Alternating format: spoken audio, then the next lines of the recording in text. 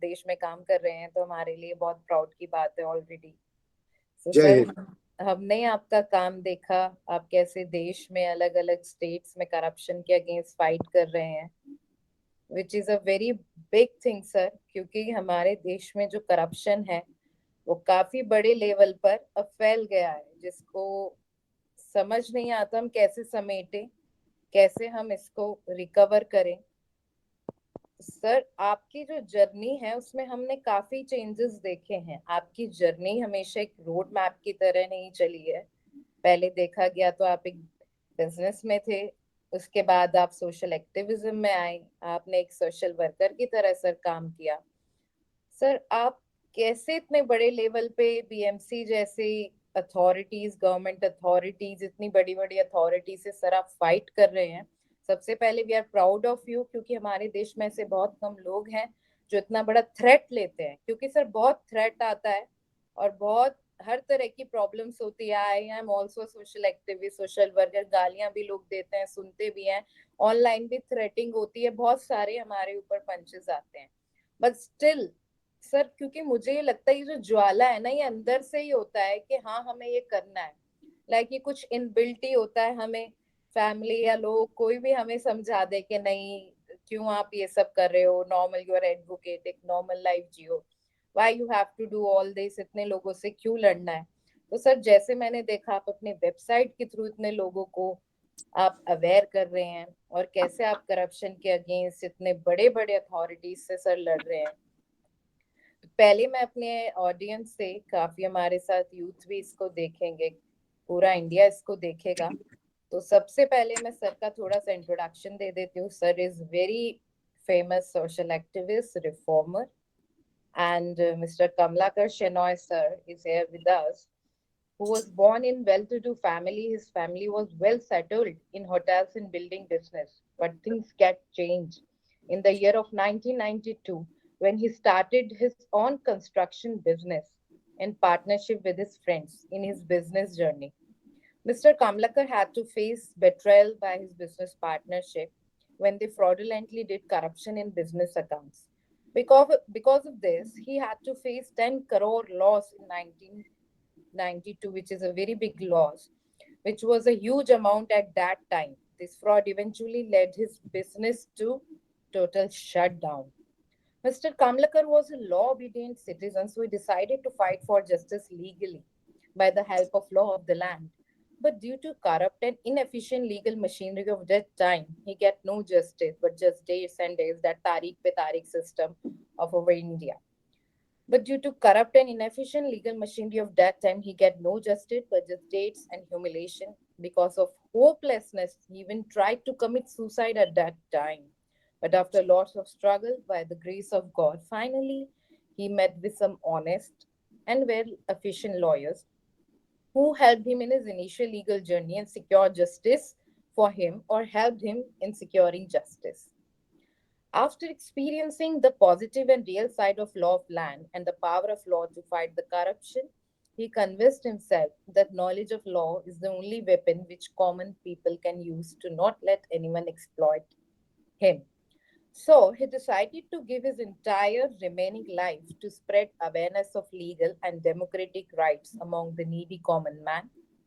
In the year of 1995, he started his work in the field of RTI, right to information, and fight against corrupt bureaucrats and other authorities. Currently, he is running his own website on which he educates about procedural steps of filing RTI and other RTI relevant vital information. Mr. Kamlakar Shenoy even run his ground team to educate voters about their democratic rights and duties in the country. He is also aggressively working against the corruption and won legal battles of worth more than 8 crore against various corrupt bureaucrats and other local government bodies like BMC and other big authority. So this is the very great work done by the Shenoy sir. Sir, my first question is to you कि हम कहाँ से start करें? Corruption तो sir गरीबी, गरीब लोग, अमीर लोग, मतलब हर लेवल पे करप्शन है। अगर हम कोर्ट में जाते हैं और हमें कोई पेपर निकलवाना है, तो सर पैसे देंगे तो पेपर हमारा टाइमली निकल जाएगा, वरना तो फिर बहुत महीनों भी लग जाते हैं। तो हम कभी करप्शन के अगेंस्ट बात करते हैं, एज ए यूथ मैं कहती हूँ करप्शन को हम ऐसे कैसे खत्म करें, तो लोग हमें बहुत सारे बता देते हैं एक्सेप्शन, अरे आप भी तो करप्शन कर रहे हैं, आप भी तो कोर्ट में करते हैं, आप भी तो उनको पैसे देते होंगे, आप भी। तो लोग एक तरीके से सपोर्ट ना करके नेगेटिव ये बना देते एग्जाम्पल कि करप्शन तो कभी ठीक हो ही नहीं सकता। तो सर अगर हो ही नहीं सकता होता तो सर आप इतना बड़ा रेवोल्यूशन नहीं खड़ा कर रहे होते। तो सर आप हमें बताइए कि करप्शन ये इतना बढ़ता क्यों जा रहा है, और करप्शन एक तरीके से है क्या, इसको कैसे हम स्टार्ट हो गया ये करप्शन और कैसे ये बढ़ता जा रहा है, और इसको हम कैसे रोकें, यूथ इसमें कैसे हेल्प कर सकता है। तो सर प्लीज आप पहले थोड़ा सा आप अगर बताएं कि आपके साथ क्या हुआ था और कैसे आपको लगा कि आपको फाइट करना चाहिए, प्लीज सर। मैं पहले, मेरे फैमिली बिजनेस है hotel okay. And gymnasium.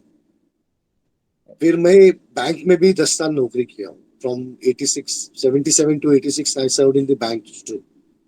Thereafter my friends called me to join them in their business of construction, and in 93 I faced one of the worst things of my life, that I was just thrown out without giving anything.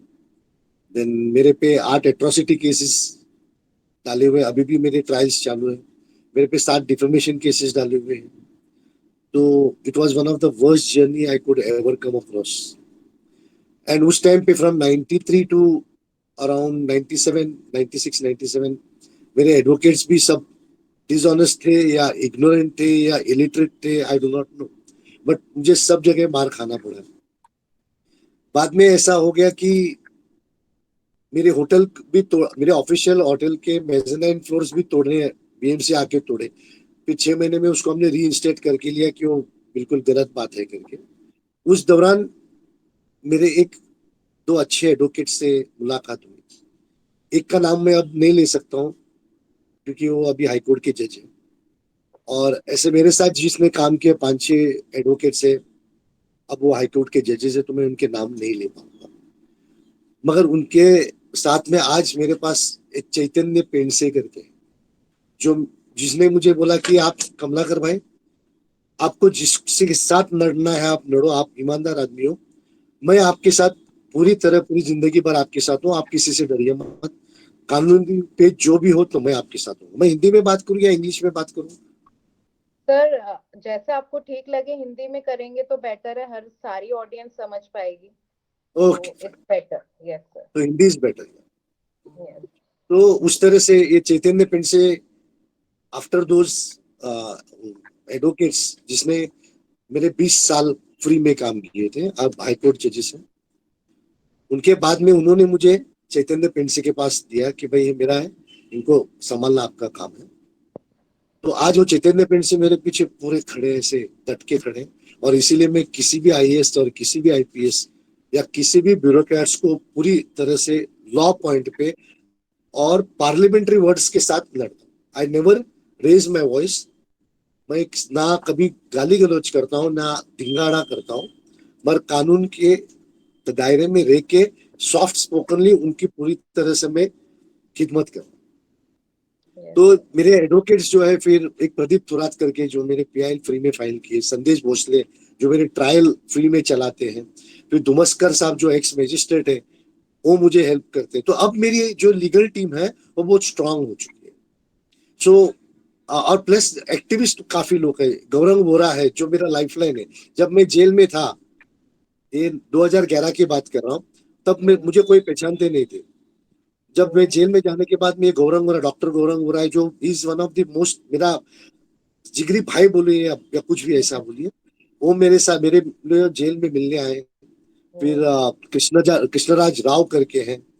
फिर ऐसे काफी अच्छे activist थे जिन्होंने मेरे पीछे रहे। शैलेश गांधी भी मुझे काफी सपोर्ट किए। ओके। तो इस तरह से 97 98 के बाद मेरा दौर थोड़ा अच्छा हो गया। मुझे अच्छे एडवोकेट्स मिले, मुझे अच्छे दोस्त मिले, और जिसके वजह से मुझे काफी फर्क पड़ा। और उस दौरान मैंने खुद लॉ बुक्स लाने के लिए ला के पढ़ने चालू किया, क्योंकि 90 to 98 मुझे 2 सॉलिसिटर्स ने फंसाया, 3 एडवोकेट्स ने फंसाया, और दो सॉलिसिटर्स के एक ने तो अनकंडीशनल अपोलॉजी लिख के दिया कि मेरा बार काउंसिल से आप विड्रॉ कर लो, और एक को बार काउंसिल ने 25,000 का फाइन लगाया। और फिर वो सॉलिसिटर ने बताया मेरे एडवोकेट कि अभी तो बोलो कमलाकर भाई को मुझे छोड़ने के लिए, ये तो मुझे छोड़ेगा नहीं। फिर मैंने उनको छोड़ दिया। तो ऐसे मैंने सॉलिसिटर्स के खिलाफ बार काउंसिल में करके उनको अपनी जगह दिखाई। अब ये सब करने के टाइम पे जो जो मेरे एडवोकेट्स है, जिसने मेरे लिए फ्री काम किया है, ये जो चैतन्य पेंट से जो मेरे पीछे ऐसे डट के खड़े रहे हैं, या मेरे जो गौरंग वोरा है, तो उनके वजह से मेरे में एक कॉन्फिडेंस बढ़ गया। और मुझे ऐसा लगा कि it is also my moral responsibility now to contribute to the society. Because अगर ये मेरे 5 जो जजेस है, मतलब जिसने मुझे हेल्प किए हैं, वो अगर मुझे उस वक्त पैसे लेके बोलते थे ये पैसा दो नहीं तो मैं काम नहीं करूंगा, तो मैं आज या तो सुसाइड किया होता या दारू नशे में कहीं जाके मैं डूब गया होता। मगर इन्होंने जो नेचर ने मुझे हेल्प किया है, वो मैं अपने दिमाग में, it is a loan on me, ये मेरे पे बहुत बड़ा बोझा है। राइट। इसको मैं किसी भी तरह से I have to repay back to the society, because I am good in criminal law, I'm good in civil law, and I'm good in RTA, and I have got a good way to present myself before any authority.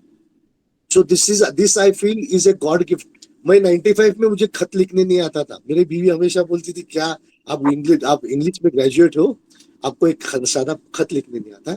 मगर मुझे ऐसा लगता है कि nature showered on me all these qualities because nature has destined me that I have to do this, and I have taken it as a humble obligations on my part to contribute to Mumbai and Maharashtra, because I'm not a big person to think of India as of today, but definitely with support of people like you, I Yeah. will reach the all India level too. Yes, Yes, and sir. in yes sir, sir this is very appreciating. आप sir, आपको life में negative positive लोग दोनों मिले, और जो positive लोग आपको मिले आप उनको एज इंस्पिरेशन लेके चले, जो हमारे यूथ को भी समझना चाहिए। क्योंकि आज के टाइम में इतना यूथ डिप्रेस्ड है, नेगेटिव चीजों को ज्यादा पकड़ता है, लेकिन पॉजिटिव, जैसे सर हमें आपका काम पॉजिटिव लगा तो हमें लगा कि हम आपके थ्रू लोगों को अवेयर करें। तो अगर हम सब अपनी तरफ से छोटा छोटा इतना भी हम हेल्प करें तो हमारे लिए सोसाइटी काफी बेटर हो सकती है अपने लेवल पे। आप भी सर एक दूसरा ऑप्शन चूज कर सकते थे, क्योंकि आप भी उस टाइम काफी yes, कुछ फेस करके आए। जैसे आपने सर बताया आप जेल में थे, सर आप वो थोड़ा सा बताएंगे रीजन बिहाइंड दैट के आपके कि खिलाफ? और मेरे जो पार्टनर्स हैं हाँ वो जी। शेड्यूल कास्ट के ओके। जमात के, तो ओके। उन्होंने मेरा सब कुछ करने की कोशिश की, मगर मेरा कुछ गलत उनको दिखाई नहीं मिला, कुछ ओके। गलत काम नहीं मिलता था। तो उनके ओ। पास दो ही ऑप्शन रह गया, या तो उनकी जात वापरो ओ। या मेरे पे कुछ झूठा डिफेमेशन केसेस को। Okay. So they exploited their caste oh. wrongfully right. to put me down. But it is unfortunate for them. With every new cases, I became much more stronger. Yes sir. उन्होंने 8 cases डाला, तो मैं इतना strong हो गया, अब मेरे में डर नाम की चीज ही मर गई है, क्योंकि क्या क्या होने वाला है। ये हो गया। आप? फिर उसके लिए मुझे काफी लॉ पढ़ना पड़ा, समझना पड़ा। तो अब I am good at criminal law, I can say that I am good at criminal. Yes तो सर मेरी, आप। यस। सॉरी, यस तो सर आपने फाइनेंशियल लॉस, इमोशनल लॉस, सब लॉस एक साथ सर आपने झेला। वो कैसे सर आपने वो झेला? और आप जेल में सर कितने टाइम तक रहे? लगभग 4 दिन था मैं। और मेरे पे, मैं लगभग 8, I have to undergo several court procedures. मेरे पे 8 एट्रोसिटी केसेस है, तो मतलब आप सोच सकते हैं कि what I have undergone. And my family supported, my brother supported me very well, my wife supported me, because इस टाइम पे फैमिली सपोर्ट होना बहुत जरूरी है। बहुत जरूरी क्योंकि है। आपने जैसा बताया कि अरे भाई आप क्यों करते हो, आपको अपना क्या खाने राइट। में कम है, क्या पीने में कम है, you can live a luxurious life, right. why are right. you indulging yourself in such activities which is causing you difficulties? ये मुझे कहते हैं।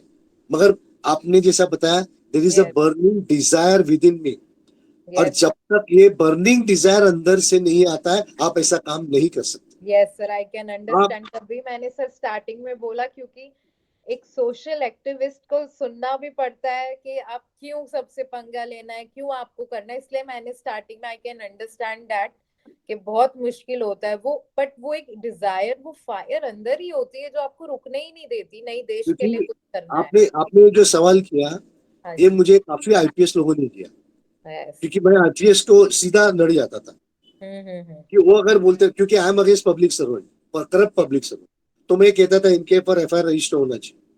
राइट। तो बोलते थे नहीं हम कैसा कर सकते हैं, उनकी इंस्टीट्यूशन है। बोला you tell me one thing, whether 166, 167, 217, 218, 219 under IPC has been drafted wrongfully by the legislatures. If that's so, you make an application to revoke these sections, or else you implement these sections. You cannot have double standard कि बोलेगा वो आप है, वो बराबर है मगर ये इंस्ट्रूमेंट। तो मैं जब ऐसे आर्ग्यू करता हूँ तो आईपीएस लोग बोलते हैं हमारे सामने कोई बात करने को डरता है, आप इतने कॉन्फिडेंटली हमसे कैसे बात करते हो। तो they call me back and say I want to know how dare you could speak like this to an IPS and IAS officers. There has to be some reason where you have been so blunt and you are so honest.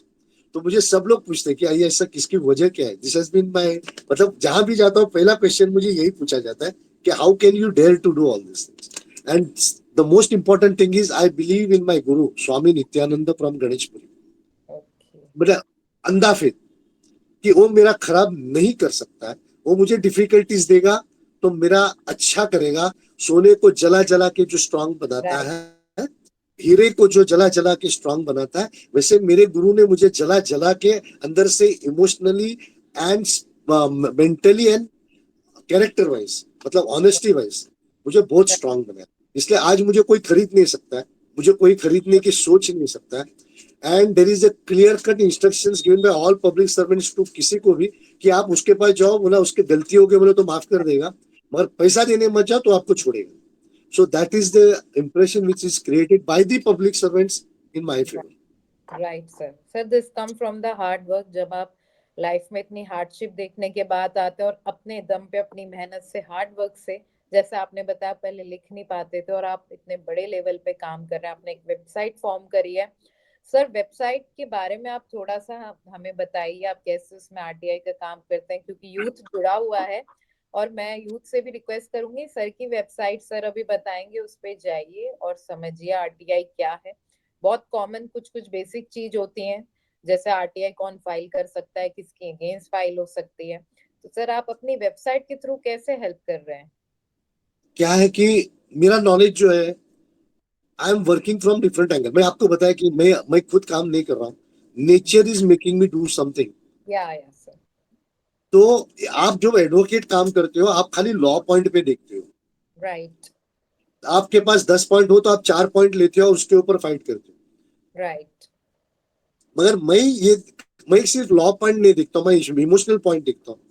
Great. और मैं law के अंदर हर चीज, कोई कोई चीज आप granted लेते हो कि कमिश्नर ने कुछ किया तो सही है।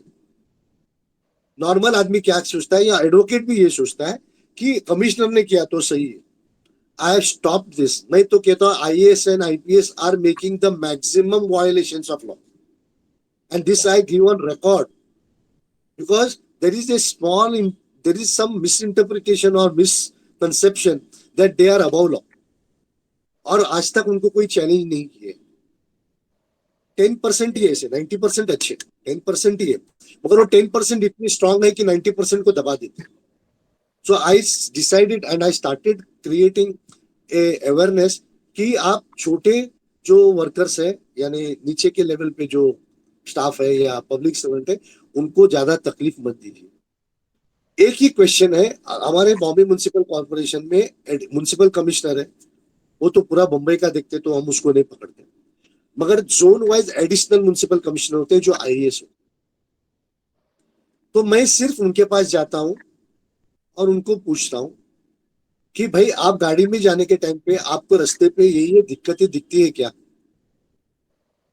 अगर दिखती है तो आपने आज तक कितने डेप्यूटी म्युनिसिपल कमिश्नर पे, असिस्टेंट कमिश्नर पे, डेजिग्नेटेड ऑफिसर्स पे कार्रवाई की? अगर आप कार्रवाई नहीं करते हो तो you are a part of corruption. Either whether you take money you are corrupt, if you don't take money you are not discharging your duty, either way you are an anti national and right. People look upon you that you should set an example. मैं उनको letter लिखता हूँ कि भाई आप court से बड़े हो कि कोर्ट से कम हो, are you subordinate to court, are you superior to court? If you are subordinate to court, ये हॉकर्स के बारे में ये इसके साइटेशंस है, तो उसके वो आपको लागू है क्या? आपको आरटीआई का सेक्शन 41B234 यानी the procedures followed, the rules and regulations, उसका जो आपको प्रसारण करना है वो आप क्यों नहीं करते? And then I start prosecuting them under 166, 167 of Indian Penal Code. Being a public servant, you are not discharging your duty or you are disobeying the directions of law with an intention to save an office or a corrupt person or cause injury to the public. इस तरह से मैं 10 साल से ये चालू किया. अब मुंबई में most of the persons are contacting me to prosecute a public servant, जो कि 10 साल पहले कोई सोचता भी नहीं था या उनके सोच में भी नहीं था. बोलते यार यार वो सुनता नहीं, मैं क्या करूं, और वो चुप बैठता था. अब वो सुनता नहीं तो मैं आपको प्रोसिक्यूट करूंगा. तो ये मेरी सक्सेस है. अब मेरी जो नॉलेज है, मैं I am 66 years old, so I do not know कि मैं और कितना साल जीऊँ, या 4 साल जीऊँ, 5 साल जीऊँ, 10 साल. तो मेरी जो सोचने का तरीका है वो एडवोकेट से टोटल अलग है. It is not only law, it is practical. So वो जो एक्सपीरियंस मेरा है वो मेरे साथ अगर मरने के टाइम पे मैं लेके जाऊं तो मेरे जैसा ये देश के लिए गद्दार कोई भी नहीं होगा. तो I started sharing those things. फिर मेरे दोस्त जो गौरव वोरा है, फिर नीरज भाई है, हमारा एक पिटिशन ग्रुप करके हमारा ये ट्रस्ट है. तो हमने वो ट्रस्ट किया और अब हमने उसमें वेबसाइट किया. अब मेरी जो इन्फॉर्मेशन है मैं सबको तो नहीं बांट सकता हूँ पर्सनल लेवल पे, तो इसलिए फिर ये हमको काफी लोगों ने बोला कि आप वेबसाइट करो. तो जो भी है वो वेबसाइट पे जाएंगे और उसकी इंफॉर्मेशन निकालेंगे और उसको फ्री ऑफ कॉस्ट होगा. अब उसके वजह से आज मुझे मेघालय से फोन आता है, झारखंड से, ऑल ओवर इंडिया मुझे फोन आते हैं कि भाई ये बारे में क्या है, ये बारे में क्या है, और मुझे दुआएं देते हैं कि हमारी दुआएं के आप हमेशा अच्छा हेल्दी रहो और ऐसे हमको हेल्प करो. सो हजारों लोगों की दुआएं से मैं जिंदा हूँ, नहीं तो जिंदा रहने के लायक नहीं था. तो इस तरह से वेबसाइट बनाने से लोगों को जागृति हुई और लोग आजकल पुलिसों को लड़ने लगे, करप्ट पुलिसों के साथ लड़ने लगे, करप्ट आईएएस आईपीएस के साथ लड़ने लगे. So that is the achievement. Right. And my मेरे हर डॉक्यूमेंट पे लास्ट में लिखा होता है, the world is worse not because of silent, not because of bad persons, but because of silence of good persons. And I will see that every good person shall be vocal and shall be actively participating in the building of this nation. And that is the reason I started the website. Right, sir. Very nice. Now, sir. coming to RTI, there are several grounds on which the RTI has been rejected. Should I explain some of those grounds? Is it necessary? Yes, sir. Sir, please. Yes, sir. See, one of the most important thing is बोलते हैं कि भाई the information is not available on record. तो आपको ये पूछना है कि if the information not available, there are 3 options. Either you have not prepared it at all, either you have destroyed it while following due process of law, or either you have lost it. And if you have lost it, you have to file an FIR. तो उनको appeal में ये पूछने का, मेरे formats है, आपको सब फॉर्मेट्स मेरे वेबसाइट पे मिल जाएंगे. आपको खाली कट कॉपी पेस्ट करना है और आर्ग्यू करना है. दूसरा ये है कि थर्ड पार्टी. अब थर्ड पार्टी में क्या होता है, if it all it is a public interest. अभी आप डेवलपर हो, आपने बिल्डिंग बांधी है, तो वो डेवलपमेंट में आपने कंप्लायंस किया है क्या देखना, ये हर सिटीजन का फर्ज होता है. आप उसको थर्ड पार्टी करके डिनाई नहीं कर सकते. थर्ड पार्टी पर्सनल इंफॉर्मेशन क्या होता है, आपका घर का बारे में होता है या आपके बच्चे के बारे में होता है, वो सब पर्सनल इंफॉर्मेशन होता है. मगर whether the compliance of the public documents और the necessity of the public documents is very important and that can not be denied. फिर अभी दूसरा एक नया चालू किया है कि 150 वर्ड्स. आपका अभी कोई गरीब आदमी है या अनपढ़ आदमी है, उसको समझ में नहीं आता है हाउ टू फ्रेम, तो 150 वर्ड्स. तो 150 वर्ड का खाली गवर्नमेंट ने लिखा है कि 150 word it is an advisory. Approximately 150 words होना चाहिए. और बाद में हमारे जो महाराष्ट्र के जीएडी डिपार्टमेंट ने एफिडेविट दिया है कि it is advisory and it is not implemented, मगर यहाँ के कुछ करप्ट पीआईओ जो है उसको जबरदस्ती इम्प्लीमेंट करते हैं। तो I request everyone to prosecute them under 166 because ignorance of law is not an excuse. तो राइट 150 वर्ड्स पे आप नहीं कर सकते। तीसरी बात है कि आप अनपढ़ लोग हैं या जिसको मालूम नहीं how to frame your questions, तो क्वेश्चन पूछते हैं कि भाई आपने ये कौन से कानून में किया है, वो ऐसे क्वेश्चन पूछते हैं। अभी मैं कैसा पूछता है, the provisions of law relied upon bye you, तो मतलब तो एक ही होता है। तो इसीलिए हमारे महाराष्ट्र के रत्नाकर गायकवाड़ जो स्टेट इंफॉर्मेशन कमिश्नर हो चुके थे, उन्होंने गाइडलाइंस निकाले कि अगर क्वेश्चन भी पूछे तो उसका आपको जवाब देना है, क्योंकि यहाँ के पब्लिक इतने शालीन नहीं है। राइट मगर फिर भी हमारे यहाँ लोग, अभी कल की बात बोलता हूँ, कल मैंने एंटी करप्शन किया, मुझे ये बताया गया अरे वेबसाइट पे आप ले लो, तो उनको मैंने ये सर्कुलर दिया। तो इस तरह से लोगों को बेवकूफ किया जाता है, और ये बेवकूफ हमारे पब्लिक सर्वेंट करते हैं। आरटीआई जो है वो शेयर करने के लिए, मगर ये आरटीआई को शेयर नहीं करने के लिए वापरते हैं। They are misusing the RTI to deny RTI, right where we have to fight. फिर दूसरा बात आता है local standing of to filing a complaint. आप कोई इलीगल कंस्ट्रक्शन के बारे में कंप्लेंट करते हो या कोई गलत काम के लिए कंप्लेंट, तो आपको पूछता है आप तो वहां रहते हो, आपको क्या दिक्कत है, आपको क्या तकलीफ है। सो आपको मैं बताना चाहता हूं कि fighting an illegal construction is your fundamental right, because illegal construction violets your fundamental rights. और तो पूछते कैसा कैसा होता है, वो तो उधर बिल्डिंग बांधे, आपके बिल्डिंग को तो हवा पानी है, सब कुछ है। देखिए, जब एक सिटी बनती है या जब एक शहर बनता है तो there is a town planning, और टाउन प्लानिंग में इतने रास्ते से इतनी गाड़ियां जाएंगे, इतना पानी का रहेगा, इतना प्लेग्राउंड रहेगा, इतना बाकी सुविधा रहेंगी, वो सब कैलकुलेटेड होता है। आप इलीगल कंस्ट्रक्शन से इस सुविधा को बर्बाद करते हो और उसके जो कैलकुलेशन से उसको खत्म कर देते हो, तो इसके वजह से जो लीगली टैक्स पेयर्स है उनकी सुविधा को आप बर्बाद करते हो। So that is how you are violating the fundamental rights of a taxpayer, and that is why you have every right to file a complaint. Now coming to the criminal side, section 39 of CRPC gives you an authority to file a complaint whenever there is a loss and injury caused to the public at large. There are several Supreme Court judgments which says that it is the duty. What does the court say? It is the duty of the citizen to expose the frauds of the higher superior section, article 350 ये जो है constitution की, it says that it is your right to expose. मगर ये सब चीज हमारे जो ब्यूरोक्रेट्स हैं वो छुपा देते हैं और हमको बोलते हैं तुम्हारा क्या काम है, चलो इधर से निकल जाओ। एक डीजी, अभी एंटी करप्शन के डीजी से मेरे हाथापाई नहीं हुई, डिस्कशन हुआ, तो मुझे बोलने लगे मोबाइल बाहर रखने का। बोला सर मेरे तो वीडियो दिखेगा है कि मोबाइल लेके जाने का, you have no authority to tell me to keep my mobile out. तो उनको वीडियो दिखाया, उनको सर्कुलर दिखाया, बोला तो आप ही अगर खुद वायलेट करते तो आपके नीचे वाले क्या करेंगे। फिर मुझे वो बोले कि तो मेरे ऑफिस में क्यों आए हो, इतना तुमको ये है। तो बोला sir you are a public servant, you are a DG, a public servant, and you are occupying this office as a public servant. I am a public. You have to talk to me with respect. और वो सब मैंने video डाल के मेरे website पे डाला है। This is also including in my website.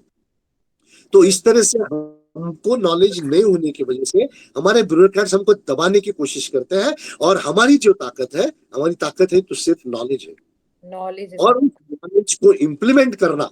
अगर नॉलेज सिर्फ है और अगर इसको इम्प्लीमेंट नहीं करते हो तो आप खुद देशद्रोही हो।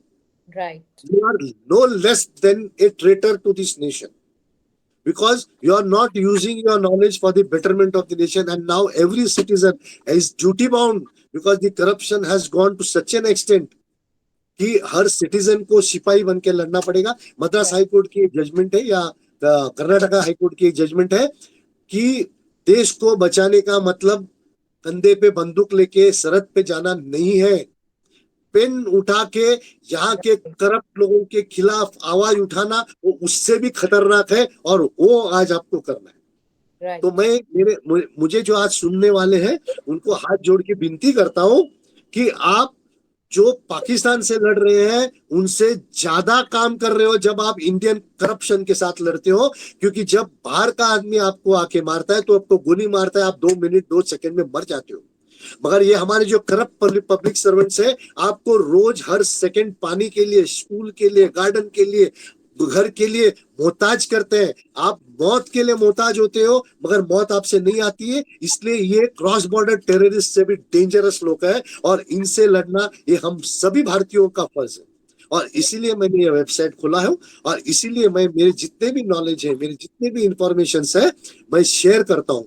मेरे काफी एडवोकेट्स हैं, मुझे बताया अरे भाई आप कंसल्टेंसी करो, रोज का 50,000 रुपया के लिए मैं आपको क्लाइंट भेजता हूँ, क्योंकि आपके नाम से कहीं भी पब्लिक सर्वेंट में आपके नाम से काम हो जाता है तो आप पैसा कमाओ। बोला मैं पैसा कमाऊंगा तो मेरी दिमाग खाली पैसा कहाँ लगाने में जाएगा, ये इनोवेटिवनेस जो है, how to fight the public servant, वो निकल जाएगा। Because I can bring all these on record only because I am only thinking about this. Right. मैं दिन रात सिर्फ यही सोचता हूँ कि इसको काउंटर कैसा करूं, उसको काउंटर कैसा करूं। इसीलिए ये नॉलेज में आ जाता है, बिकॉज मैं अपने आप में आर्ग्यू करते रहता हूँ, वो ऐसा बोलेगा तो मैं ऐसा बोलेगा, वो ऐसा बोलेगा तो उस वो समुद्र मंथन से ये सब इंफॉर्मेशन निकलता है। मगर मैं रोज का 50,000 कमाने लगूं तो मैं 6 लाख रुपया बरस का एक महीने का कमा इन्वेस्ट करने जाऊं तो मेरे दिमाग खाली पैसा कमाने में जाएगा। इसलिए आई सेड कि now I am not going after money. जो मेरे पास है वो मुझे चाहिए, मगर I will work for the betterment of the society and this is how the website came into this thing. Now coming to the RTI, आपको उन लोग बोलते हैं कि आप इंस्पेक्शन के लिए आओ, तो इंस्पेक्शन जब अगर पूछे नहीं है तो आपको इंस्पेक्शन के लिए जाने का जरूरत नहीं है। आप उसको काउंटर कर सकते हैं, under which provision of law you have called me for inspection when I ask for specific documents. तो फिर कभी बोलते हैं कि आप आके, you see the duty of selecting a document is the PIO, not your. It is his duty to select or elect or whatever it is or search the document and give it to you. What does they do? आप सोचो, अरे आपके, और आप जब inspection के लिए जाते हो, आपको बताना चाहता हूँ, आप ये देखिए कि हर फाइल को नंबरिंग है क्या। वो ऐसे ही आपके सामने ऐसे धूल पे पड़े हुए फाइल रखते हैं, आपको कुछ समझ में नहीं आता इसमें क्या देखने का होता है। तो पहले उनको बोलिए इसका फाइल नंबर किधर, फाइल पे नंबर होना चाहिए 1 2 3 4 5। फाइल जब खोलोगे तो उसके इंडेक्स होना चाहिए कि उस कौन से पेज में कौन से डॉक्यूमेंट है। आप हर पेज नहीं ढूंढने का, वो इंडेक्स जानने का आपको कौन सा डॉक्यूमेंट चाहिए, ये चाहिए, ये चाहिए। ये अगर नहीं होता है तो उसकी वीडियो रिकॉर्डिंग करो, उसके साथ उसके खिलाफ कंप्लेंट फाइल। तो इस तरह से जागृति करोगे तो रिकॉर्ड्स मेंटेन। फिर आपके पास एक कॉमन चीज है हमारे बॉम्बे म्युनिसिपल कॉर्पोरेशन में, बॉम्बे पुलिस में, कि ये हमारे डिपार्टमेंट का नहीं, उस डिपार्टमेंट के अंडर सेक्शन 6 सबसेक्शन 3 वो फॉरवर्ड करते। आपको बताना चाहता हूँ अंडर 6 सबसेक्शन 3 ये फॉरवर्ड करने का उनको कोई अधिकार नहीं है। जब information is with in their own department, यानी पुलिस डिपार्टमेंट में है या बीएमसी के डिपार्टमेंट में, एसआरए के डिपार्टमेंट में, तो under section 5 subsection 4 they have to send it to the concerned department and the PIO over there under section 5 subsection 5 they will return it back and the same PIO will provide you the information. अब आप बोलेंगे कि भाई उसने information दिया या इसने information दिया, हमको क्या फर्क पड़ता है? इसमें बहुत फर्क पड़ता है। ये जो corrupt non performing public servants है, ये आपको दिशाभूल करते हैं। आप के एप्लीकेशन को 5 डिपार्टमेंट में भेजते हैं 6-3 के अंदर, तो आपको ही समझ में नहीं आता है कि मेरा इंफॉर्मेशन ये 2 इंफॉर्मेशन इसके पास, 2 इंफॉर्मेशन उसके पास, 4 तो आप किसके पास ट्रैक लगते हो? फिर वो 5 पीआईओ का आपके पास 5 फर्स्ट अपील होता है, 5 सेकंड अपील होता है, आप काम पे लगते हो और आप घूम जाते हो कि आपके पास क्या है और आप किधर जाना चाहते हो। मगर जब वो 5455 के तहत लिखते हैं तो आपके पास एक ही पब्लिक अथॉरिटी रहता है, पब्लिक इंफॉर्मेशन ऑफिसर रहता है, और आपके पास एक ही अपील होता है। 5 अपील के बजाय आपके पास एक अपील होता है, तो आपका काम बच गया। वो 5 डिपार्टमेंट के पीआईओ एक ही अपील अथॉरिटी के सामने आएंगे और आंसर। तो इसीलिए आपको ये 5455 को इम्प्लीमेंट करना है। और हमने म्युनिसिपैलिटी में इसके बारे में सर्कुलर निकाला अभी 2 June 2023 we pursued the matter and got it circularised कि ये ऐसा ही होना चाहिए। इस तरह से हम काम करते हैं। फिर डिसप्रोपोर्शनेट रिसोर्सेस करके वो बोलते हैं कि छोड़ो।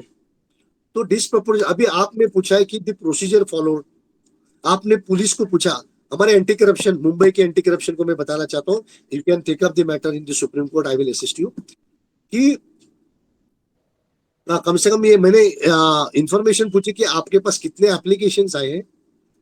11,522 एप्लीकेशन आए हैं, उसमें से कुछ 500-600 एप्लीकेशन अलग अलग डिपार्टमेंट्स को भेजे, और 10,500 एप्लीकेशन का पता ही नहीं है। So it is a fraud played by the anti corruption of Mumbai on the citizens, where I am challenging it over here, कि वो गया किधर। दूसरी बात आपको बताना चाहता हूं कि एंटी करप्शन या पुलिस या ईओडब्ल्यू, ये हमारे एप्लीकेशंस को कहीं भी कोई भी डिपार्टमेंट को फॉरवर्ड नहीं कर सकते हैं, क्योंकि section 154 of the CrPC says when the information discloses commission of cognizable offense, the investigating officer and the in charge of the police station shall have no option and discretion to verify the correctness, but to register an offense. The verification of the truthfulness of the complaint comes under investigation or not inquiry. No police officer of all over India has any authority under CRPC to conduct an inquiry. मगर supreme court ने ललिता कुमारी judgement में उनको 7 दिन दिया है ऐसे, ऐसा भाई चलो भाई आपको तकलीफ नहीं हुई, मगर उसी 7 दिन में उनको ये नहीं बोला है कि आप विटनेस को बुलाओ, एक्यूज को बुलाओ, उसका रिकॉर्डिंग करो, उसका सही है। उनको बोला है जो लिखा हुआ है आपके सामने, वो लिखा हुआ चीज में अगर कॉग्निजेबल ऑफेंस डिस्क्लोज होता है तो आपके ऊपर एफआईआर रजिस्टर करना है, नहीं तो मैं आज इस माध्यम से सभी को ऐलान करता हूं कि उस पुलिस ऑफिसर के ऊपर आप 166 सबसेक्शन ए सबसेक्शन बी आईपीसी के तहत पुलिस स्टेशन में कंप्लेंट फाइल कीजिए। वो कंप्लेंट, वो कार्रवाई नहीं होगी तो आप 154 सबसेक्शन 3 के तहत आप डीसीपी के पास कंप्लेंट फाइल, वो भी नहीं सुनने वाले हैं। तो आप अगर सिटी में रहते हैं तो आप एडिशनल कमिश्नर ऑफ पुलिस को कंप्लेंट फाइल कीजिए, और अगर डिस्ट्रिक्ट में रहते हैं तो डीआईजी को कंप्लेंट फाइल कीजिए, और ये तीनों को आरोपी बनाइए, बिकॉज वो सीनियर ऑफिसर्स है, and it is the duty of the senior officers to see that the subordinate officers are working with faithfulness and devotion and integrity towards their discharge of duty. अगर ये नहीं करते हैं तो आप ऊपर वाले को मारिए, क्योंकि ये देश ऊपर वाले करप्ट है करके नीचे करप्ट हो चुका है। अगर ऊपर वाले सही है तो नीचे वाला करप्ट नहीं हो सकता है, और होगा तो भी वो इतना बहुत मामूली होगा। मैंने एडिशनल म्युनिसिपल कमिश्नर को ये ही बताता हूँ, या एडिशनल कमिश्नर को, कि आपको ये गंदगी दिखाई देता है तो आपने कितने ऑफिसर्स पे एक्शन लिए और नहीं लेते, इसका मतलब you are a part of conspiracy and you should be prosecuted. And I request each and every citizen of India that please prosecute these senior most officers who are additional municipal commissioners, who are additional commissioner of police, because they are the person who promote illegality. They are the persons who violate each and every law. They are the persons who issues wrong circulars. हमारे municipality में तो additional municipal commissioners गलत circulars पास करते हैं, supreme court के आदेश के खिलाफ circulars पास करते हैं। अब हमने उनके अभी काफी आईएएस ऑफिसर्स के खिलाफ हमने आजाद मैदान पुलिस स्टेशन में कंप्लेंट फाइल की है कि इनके ऊपर प्रोसिक्यूशन होना चाहिए। अब मुझे स्टेटमेंट के लिए बुलाया आजाद मैदान पुलिस स्टेशन में। तो इस तरह से हमको ये जो करप्ट आईएएस आईपीएस ऑफिसर्स है उनके खिलाफ एफआईआर रजिस्टर करने के लिए कोशिश करना ही चाहिए। उसी तरह से जो 90% ऑनेस्ट आईएएस आईपीएस ऑफिसर्स है उनको सपोर्ट करना चाहिए। हम इस तरह से जब हम करप्ट आदमी को प्रोसिक्यूट करते हैं, हम इनडायरेक्टली 90% जो ऑनेस्ट ऑफिसर्स है उनको सपोर्ट करते हैं, ये आप ध्यान में रखिए। और आज वो जो ऑनेस्ट 90% ऑफिसर्स है उनको हमारे जैसे अलर्ट सिटीजन्स की जरूरत है, और हम अगर उनके साथ नहीं रहेंगे तो वो भी करप्ट प्रैक्टिसेस में जाएंगे, तो हमको बचाने वाला कोई भी नहीं रहेगा। इसीलिए जो ऑनेस्ट ऑफिसर्स है उनके साथ डट के रहो। हमारे यहाँ मुंबई में अगर किसी ऑनेस्ट ऑफिसर के खिलाफ एक्शन हुआ तो मुझे तो काफी लोग बोलते हैं I fight for them, and that is how we have to rebuild the confidence on the office honest officers that the citizens will support us. अगर हम उस टाइम पे भाग गए तो वो क्यों आपके पीछे आएंगे? वो बोलेंगे ठीक है, मेरा बुजुर्ग जो है वो पैसा देता है, मैं पैसा खाऊंगा, मैं सेफ्टी रहूंगा, मैं आपको मदद करूंगा, आप तो भागने वाला आदमी है, मैं आपको क्यों मदद करूँ? So let us create a confidence in this honest public servant by prosecuting the dishonest, corrupt, and non-performing officers, and indirectly and directly supporting a honest public officers. Yes अब सर। सर आई थिंक जो आपने RTI की points बताए या information बताए, आपने काफी अच्छे से सॉल्यूशंस बताए, क्योंकि अगर कोई भी यूथ, कोई भी इंडिविजुअल आरटीआई फाइल करने जाता है, उसको क्या क्या आगे चैलेंजेस हो सकते हैं। तो सर इन चैलेंजेस पे कोई भी बात नहीं करता, और आपने इस पूरा हार्ड वर्क करके पर्सनल लाइफ में इसे फील करके जो आपने ये इंफॉर्मेशन दी है, ये मुझे नहीं लगता ये गूगल पे भी इतनी स्पेसिफिकली मिल पाती या किसी भी नहीं, तरीके से मिल पाती, it पर is आपने it is a पहले से tailor it is a tailor made arguments for बिल्कुल। each and every. Yes sir. Sir I, इसीलिए आप I am really देखेंगे। feeling proud of it. I am really feeling proud of this yes sir, because इसीलिए this is a sir wonderful work comments I में did. भी लोगों ने करा हुआ है कि sir show your website link please, sir please share your website link. तो सर आप kamlakarshenoy.com. ओके सर, तो लिंक हम, kamlakarshenoy. I am saying to audience की लिंक हम अब डाल देंगे सर, जो लिंक है वेबसाइट का, तो जिससे किसी को भी प्रॉब्लम ना आए। तो काफी पॉजिटिव कमेंट है कि fighting sir, you are doing a great job for the betterment of society, sir is real life hero. ऐसे कैसे हम बच सकते हैं करप्शन से? सर करप्शन तो हर जगह चल रहा है, जहाँ देखो करप्शन है। तो sir this is the time to wind up. आपने इतना अच्छा इन्फॉर्मेशन दिया, so we are extending the time. तो काफी हमने टाइम एक्सटेंड कर दिया सर। मैं बस आप, अगर मुझे या एज ए यूथ किसी को ये स्टार्ट करना है कि हमें करप्शन रोकना है, जैसे हमारे पास कमेंट आए हैं, तो हम कैसे स्टार्ट करें सर? करप्शन जैसे हर जगह है, ये पॉइंट बोला जाता है, तो हम अपनी तरफ से कैसे इसको रोकने की कोशिश करें? पहली बात तो यह है कि ज्ञान प्राप्त करो। Knowledge is power. आप ओके, जाके खाली बोलेगे आप गलत काम करते हो, गलत काम करते हो, कोई सुनने वाला नहीं। कोई नहीं सुनेगा। वेरी वेरी तो परफेक्ट। आपको बेसिक आपके हमारे हम मैं मुंबई की बात करता हूँ क्योंकि मैं मुंबई का हूँ। बीएमसी एक्ट पढ़ो, या हमारे माडा एक्ट है, या एसआरए एक्ट है, इंडियन पेनल कोड पढ़ो, सीआरपीसी पढ़ो, फिर इंडियन एविडेंस एक्ट पढ़ो। ये 5 जो है ये हमारे भगवत गीता है। यस ये 5 एक्ट आने के बाद आपके साथ 90% पब्लिक सर्वेंट डर जाएंगे आपसे, यस क्योंकि उनको कोई कोई को आदत यही होती है कि हाँ मेरे को क्या देता है, चलो चल, बाकी लॉ उनको पता नहीं रहता है। राइट काफी लोग अभी मुझे कंसल्ट करते हैं कि भाई मैं ऐसा ऐसा होगा तो मैं क्या करूं, ऐसा ऐसा, because they don't read law, because their mind is diverted towards corruption. Right so you have to first read and understand law. मगर आप इतना नहीं पढ़ सकते हो, इसलिए मैंने वेबसाइट डाली है। मेरे वेबसाइट पे फॉर्मेट्स है, हाउ टू प्रोसिक्यूट फॉर्मेट्स है, how to apply for sanction to prosecute है, हाउ टू आर्ग्यू है। फिर अभी मैं ये कर रहा हूँ कि एनक्रोचमेंट के खिलाफ के साइटेशंस डाल रहा हूँ। ओके अभी अगर एनक्रोचमेंट के खिलाफ आपको क्या साइटेशन है, एनक्रोचमेंट के खिलाफ कौन से आईपीसी सेक्शंस लगते हैं, कौन से सीआरपीसी के तहत आप कर सकते हो, कौन से एमएमसी एक्ट के सेक्शंस लगते हैं, वो सब अभी मैं कंपाइल करने चालू किया हूँ। वैसे अभी हर ऑफेंस के लिए आपको फॉर्मेट भी दूंगा, आपको कौन से सेक्शन है वो भी दूंगा। तो आपको सिर्फ वो पढ़ना है, वो करना है, आपको सीआरपीसी वगैरह पढ़ने की जरूरत ही नहीं है। बिकॉज आज जो मैं बात कर रहा हूँ, it is after 30 years of legal experience. Right sir. So whatever 30 years of legal experience I have, I am sharing with you so that within 3 hours you can get.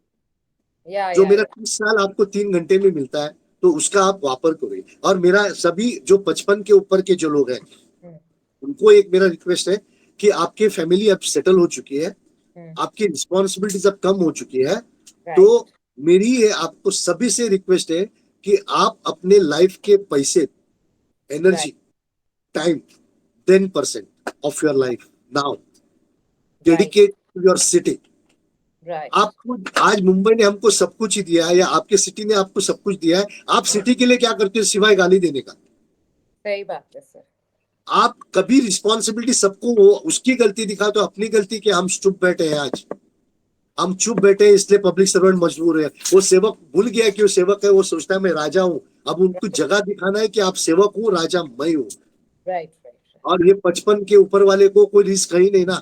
आपकी तो वेरी पूरी टफ। रिस्पॉन्सिबिलिटी हो चुकी है। जो 30 साल का है उसको नौकरी करना है, बीवी है, बच्चे हैं, पैसा कमाना है, राइट बहुत कुछ है, तो you can't expect them to take risk like अस।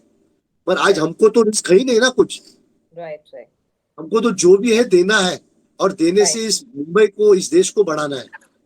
तो यस। प्लीज, और दूसरा भी ये रिक्वेस्ट है, हर सिटीजन को मेरा रिक्वेस्ट है, रोज का 10 रुपया बाजू में निकाल के रखिए। 40 साल में 2-2.5 लाख रुपया होते हैं। परफेक्ट। और हमारे जैसे लोगों को आप हेल्प कीजिए लिटिगेशन के लिए, क्योंकि लिटिगेशन मेरे पास काफी पीआईएल्स ड्राफ्ट करके पड़े हैं, मगर मैं नहीं कर पा रहा हूँ, इसलिए मेरे भाई फाइनेंशियली वीक हूँ। मतलब वो लेवल पे मेरे खुद के लिए मेरे भगवान ने बहुत दिया है। Financially I am very sound for myself, but for all these litigations and all this work to have staff, to have office, I मैं ऑफिस ओपन किया, बंद किया, मुझे नहीं पड़ता है कभी। तो आप लोग अगर 10-10 रुपया दिन का भी जमा करोगे तो आपका 2 लाख रुपया होगा। और हम जैसे लोगों को हेल्प कीजिए फाइनेंशियली, कि where by we can hire good advocates.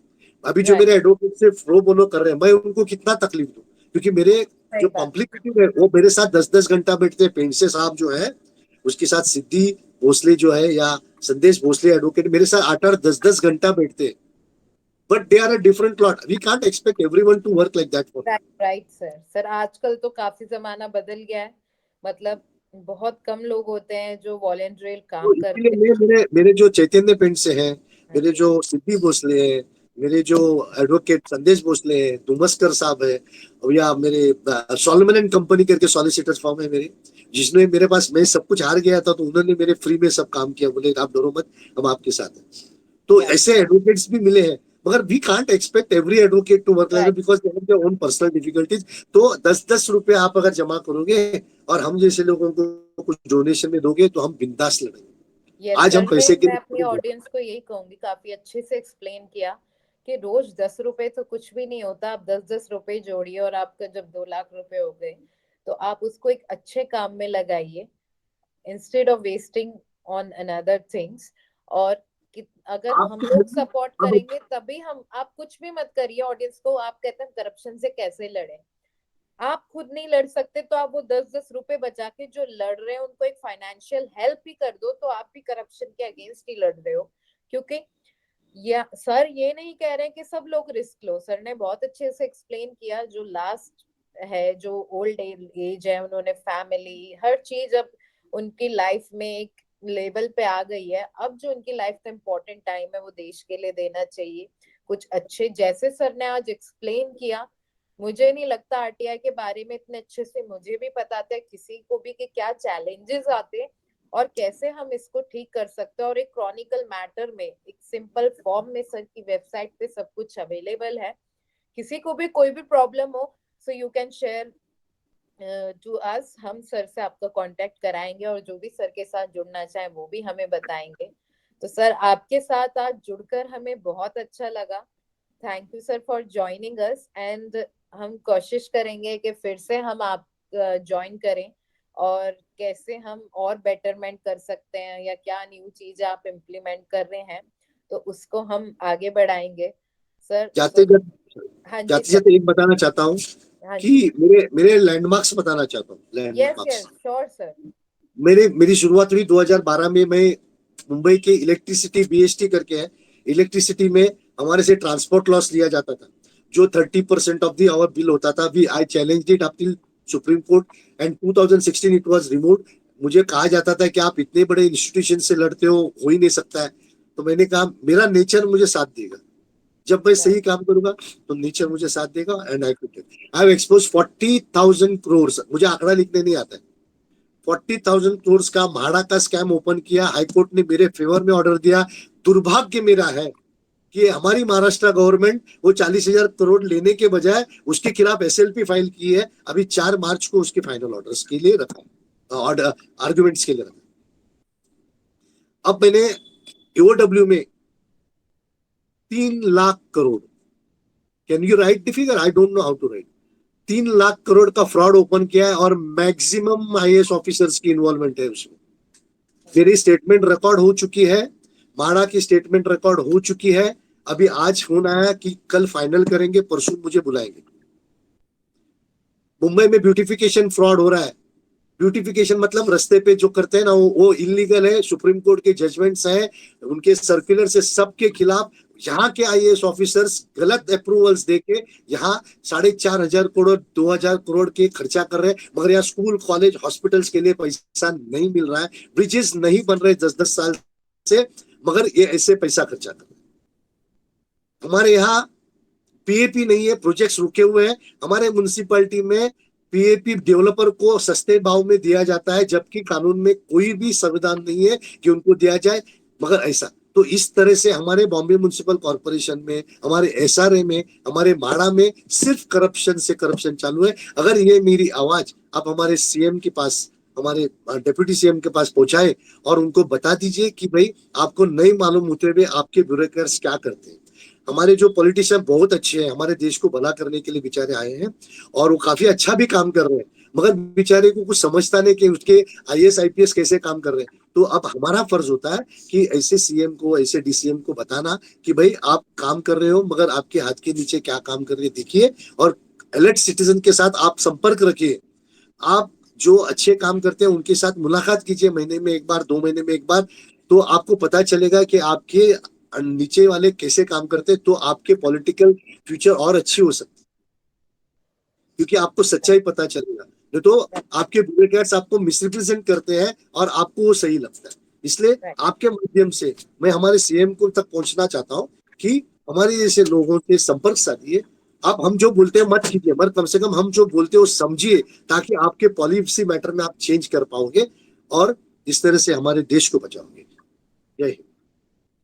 Thank you sir, काफी अच्छा इन्फॉर्मेशन आपने दिया और हम कोशिश करेंगे बात सब तक ये पहुंचे, जो जो कमियां। Forward to you. I am looking forward to your institution या to sure sir. get views to the yes political bosses so that we can yes make a better India. Yes sir, thank you sir, आज आपने इतना time I am दिया, looking इतना upon there. you. I am looking upon you to take over my matters in Supreme Court. Yes sir, जरूर, आप जैसे लोग जुड़ेंगे तभी इतना देश हमारा आगे बढ़ेगा। सर आप करते रहिए इस काम को, हम आपके साथ हैं और Thank ऐसे you ही so much. आगे बढ़ते रहिए और देश के लिए। Thank you so much sir, आज ज्वाइन करने के लिए, thanks a lot. Thank you sir, जय Looking Hind. forward to meet you again. Looking forward to meet you again. Yeah sir, we will invite you definitely again. Thank you sir, thanks a lot. Good night. Good night.